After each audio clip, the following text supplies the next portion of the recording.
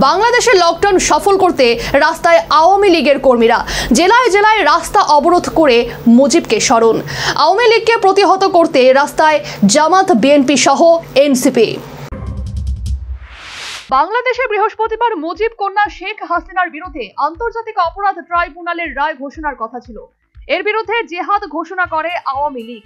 অনলাইনের মাধ্যমে লকডাউন কর্মসূচির ডাক দেন আওয়ামী লীগের নেতা জাহাঙ্গীর কবির নানক।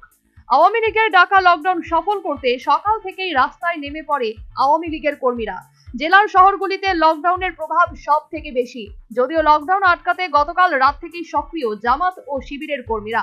রাজধানী ঢাকা সহ বাংলাদেশের বহু জায়গায় ককটেল বিস্ফোরণ ঘটায় জামাতের কর্মীরা। সকালেই আওয়ামী লীগের কেন্দ্রীয় কার্যালয়ের সামনে দখল নেয় জামাতের কর্মীরা। তারপরেও ইউনূসের রক্তচক্ষু উপেক্ষা করে দিনভর রাস্তায় রইলেন আওয়ামীর কর্মীরা। এই ব্যাপারে কি জানালেন আওয়ামী লীগের কেন্দ্রীয় কমিটির সাধারণ সম্পাদক ওবায়দুল কাদের? শুনুন। লকডাউনে বাধা দেবেন মনস্থ করেছেন, নির্দেশ বাস্তবায়নে ছক কষেছেন, তাদেরকে বলতে চাই, বাধা দিলে কিন্তু বাঁধবে লড়াই। এ লড়াই চলবে, বাধা দিয়ে বন্ধ করা যাবে না।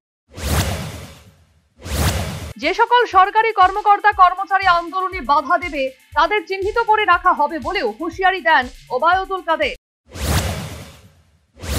যেসব আমলা সামরিক, বেসামরিক এবং যে বাহিনীর যেসব লোক সরকারের চেলা চামুন্ড, যারা এই লকডাউন বা আওয়ামী লীগের শেখ হাসিনার কর্মসূচিকে বাধা দেবেন, তাদের ব্যাপারে তাদের নাম, ঠিকানা আমরা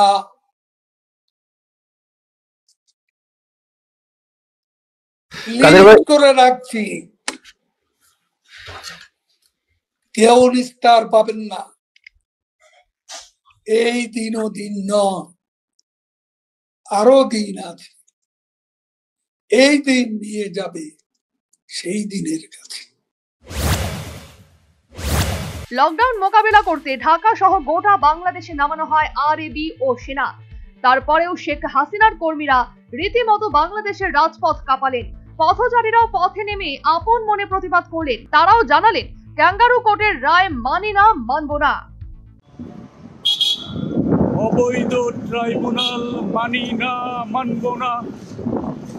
শেখ হাসিনা আসবে, বাংলাদেশ আসবে।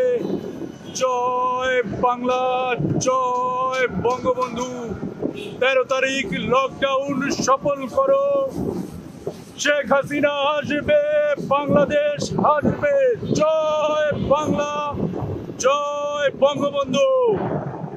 ঢাকার পাশাপাশি আমেরিকা লন্ডনেও রাজপথে নেমে প্রতিবাদ জানিয়েছে আওয়ামী লীগ কর্মীরা। দেশের কর্মীদের পাশে থাকার বার্তা দিলেন প্রবাসে থাকা আওয়ামী লীগ কর্মীরা। তারা অনেকেই জানিয়েছেন, শেখ হাসিনা নির্দেশ দিলেই দেশে ফিরে আন্দোলন করতে প্রস্তুত।